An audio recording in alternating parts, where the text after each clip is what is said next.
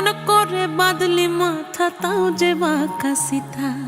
মেদিনীপুরে রায়না চিরন বাঁকুড়ার ওই ফিতা, আর যতন করে বাঁধলি মাথা তাও যে বাঁকা সিথা। পেছ পাড়ি